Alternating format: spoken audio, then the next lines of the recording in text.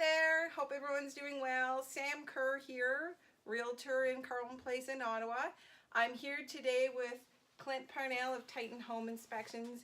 He's also an HVAC guy, and I thought that we would chat today about HVAC, so your HRV. HRV, thank you. See, that's why I have Clint. I often get a lot of people asking me how to use it, what does it do, especially when they buy a new home because it is code these days.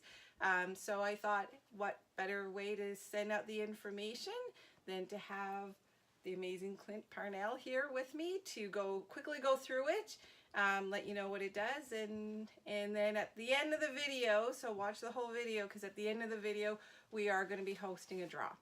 So, Clint? Thanks, Sam. So there's two basic types of HRVs. There's a dedicated and fully ducted dedicated and a non-dedicated. What we have here is a non-dedicated. It's an air exchange for the whole home. I've got the lid up on it because I'm going to show you guys the inside of it. But if you're looking at one of these systems and you're not sure of what you have, an easy way to tell is just to look to see how it's ducted. So whenever you see insulated flex duct like that, that's how you know that the ducts are going outside. That's why they're insulated.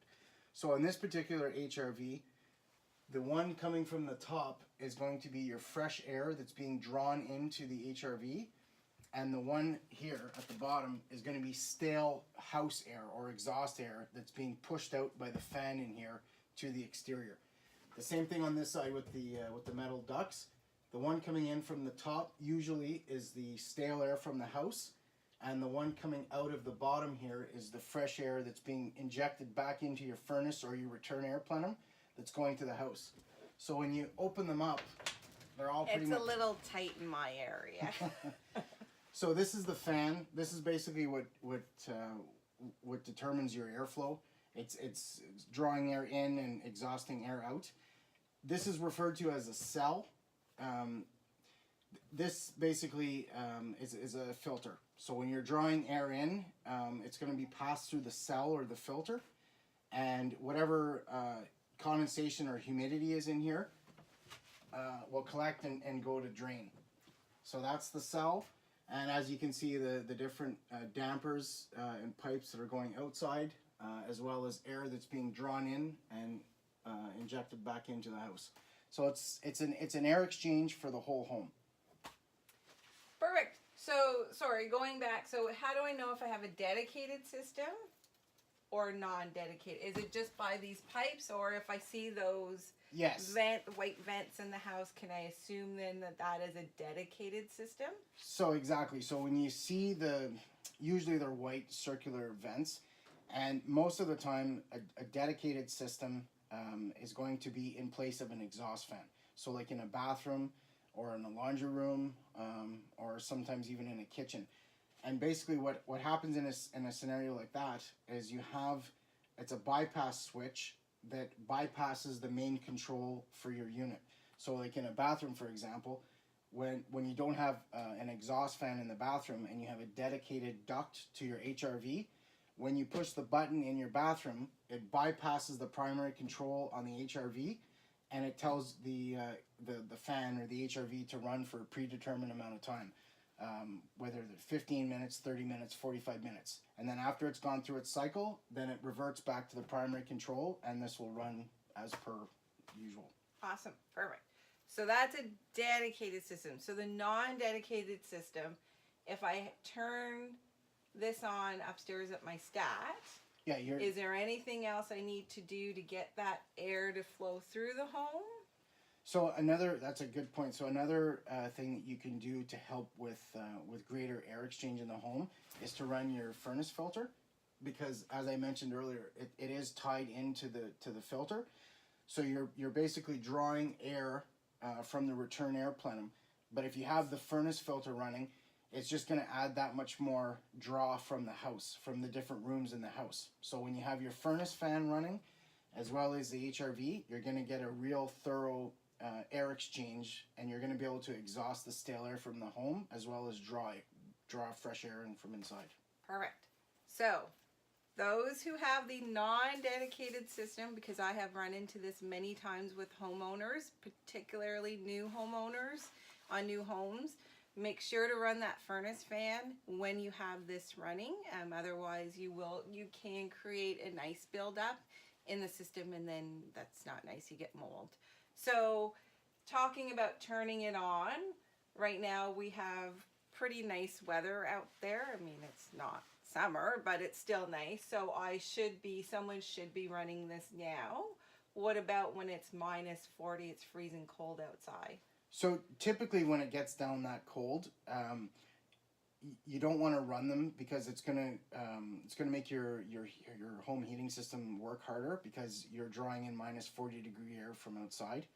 It's not going to be -40-degree air, because it will mix with the stale warmer air from the home, but it's still going to be colder air.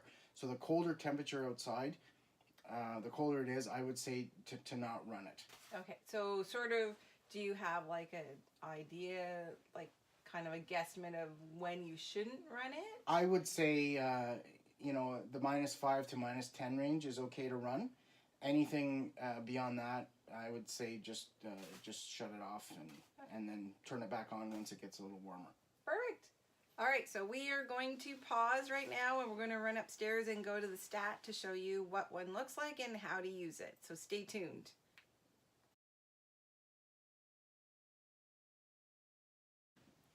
Hey guys, back again. So we're upstairs now looking at I call it thermostat. It's not, it's a dehumidistat. There we go. So I'm going to step back and try to get a closer view for you of this, and Clint's going to tell you how to work it, because really I just always guess on this. So Clint, you take it away. Sure thing. So as Sam mentioned, this is a humidistat, dehumidistat, same thing. So all this control does is control the fan speed of the HRV and the duration on when it comes on. You can turn it on here, and when you press this button, you're putting in a predetermined humidity level in the home, and the HRV will cycle to maintain that predetermined level, whichever you decide, whether it's 30%, 40%. Most homes usually a comfortable setting of 40%. And then your fan speed here is just if you want to increase or decrease the speed of the fan inside the HRV. Perfect. So you recommend usually around the 40. So I don't think people can see it very well, but there's 20, and then there's little markers. So I'm assuming that's going up by 10s. Yes. Then? Yeah. So as I mentioned, most homes, to feel comfortable, the 40% RH, 40% relative humidity, is the kind of the sweet spot. Some people like it a little bit more, but once you get up around 50%, that's when the house starts to feel kind of clammy and kind of damp. So yeah. Oh, okay. So that doesn't mean it's going to be 50% drier then. So with this doesn't add humidity to the home. All it's doing is it's decreasing the humidity based on air exchanges from the HRV downstairs. Okay. So if you had a humidifier, that's going to be injecting humidity into the home. This is decreasing humidity, because when you breathe and when you have showers and when you're cooking, you're adding humidity to the home, and this only job is to exhaust that air and to do air exchanges to bring your humidity level down to a predetermined amount. So the lower you go, the drier the house is going to be. Exactly. Right. And then you probably don't want it too low, especially if you have hardwood, because there'll be shrinkage and... Exactly. And then with that being said, you have a static electricity, and as you mentioned, your hardwood can tend to warp, and also it doesn't, your skin feels drier as well. Right. When you have lower humidity. So 40% is usually the sweet spot. All right. So I don't have it on here. I'm just gonna kind of go back here for a sec so I can be in this.